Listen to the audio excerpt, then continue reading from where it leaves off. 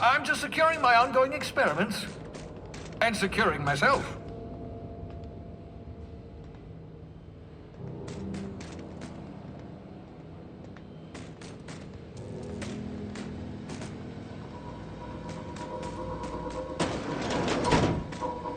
Mind the mess. I haven't had a visitor since... in fact, I've never had a visitor.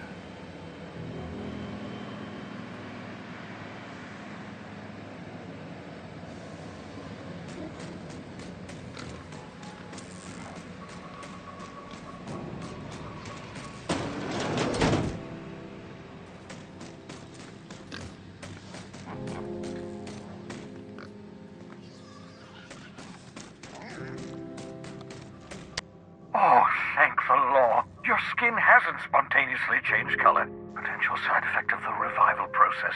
Very rare, but you never know. Right. Welcome to my little habitation, such as it is. I've got caffeinoids, cysty bits, if you're into that sort of thing. So, welcome. Make yourself at home. My secret hideout is your secret hideout.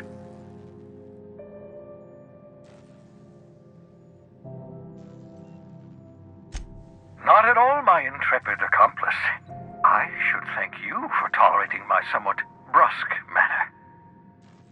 I only regret that I couldn't save more of your fellow settlers, what with being hunted by the board, and emptying my supply of necessary chemicals. Of course. What's on your mind? Never know what being frozen did to your brain. There's always a chance you might turn violent. I've no desire to end up like Thompson. Regardless, it's quite comfortable in here, you know. I have my beans, have my caffeinoids, plenty of toilet paper. Absolutely. Let's talk. No, and I've been trying very hard to avoid making eye contact. Nice to meet you, Dr. Wells. I'm Parvati Holcomb.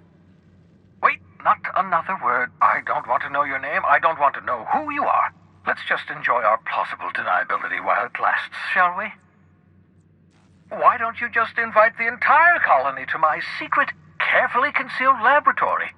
It isn't as if I wanted privacy. No, I was being rude. I'm not accustomed to extending hospitality, and I've never had visitors before. For what it's worth, I am pleased that you found a crew, such as they are. You're a talented scientist, after all. Our kind has always been incredibly popular.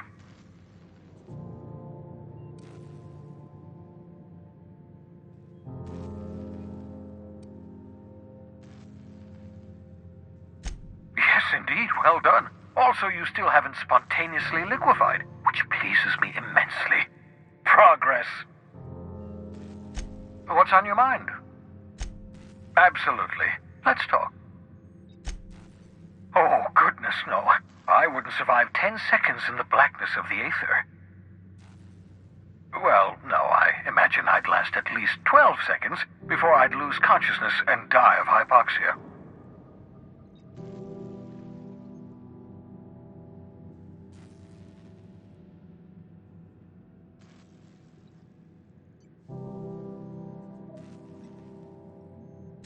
Life outside work? No, of course not.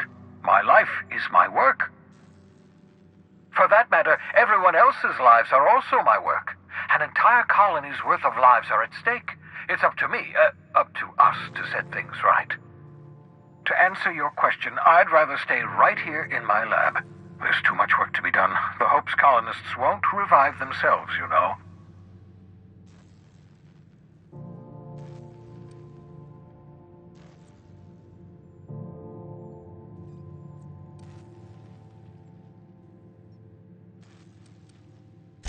Because we've lost our way, the board has a stranglehold over this colony, and we've all been conditioned into total obedience. The Hope is full of specialists, scientists, engineers, talented individuals like you, people who haven't been corrupted by the board. Unfortunately, the Hope's colonists have been frozen for decades, well past your shelf life, so to speak. No offense.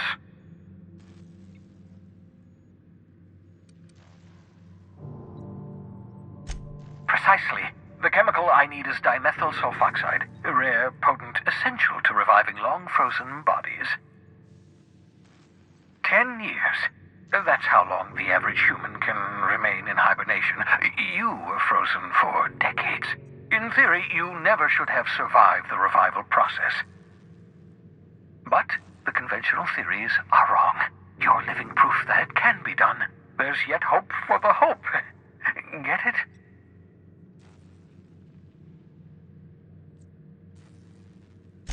We'll do our very best to save them all. I'd best get back to work. I can feel my last dose of caffeinoid fading.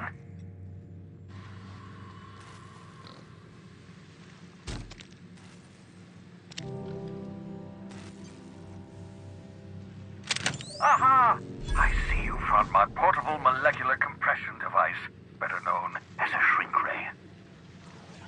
Find a target, point, shoot.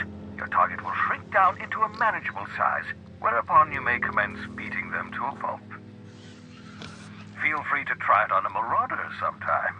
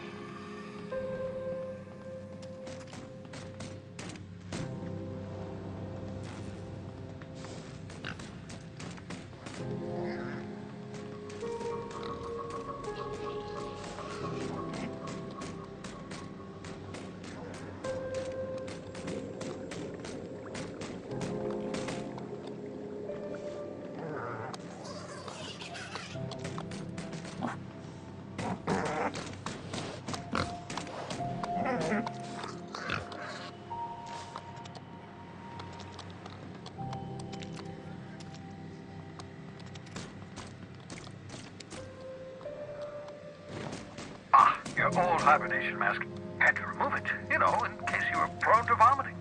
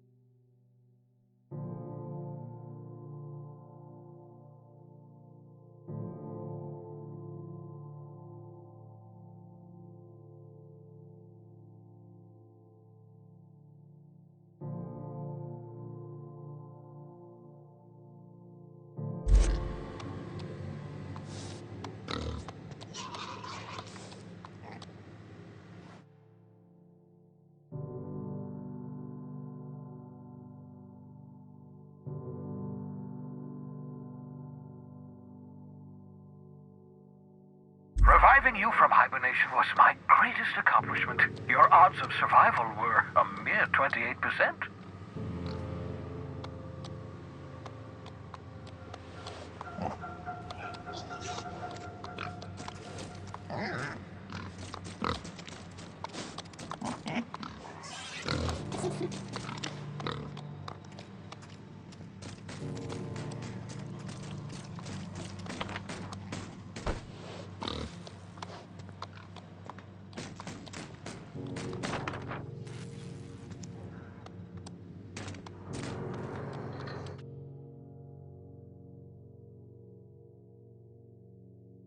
You know that escape pod had a 12% risk of catastrophic failure. Quite safe by Halcyon standards.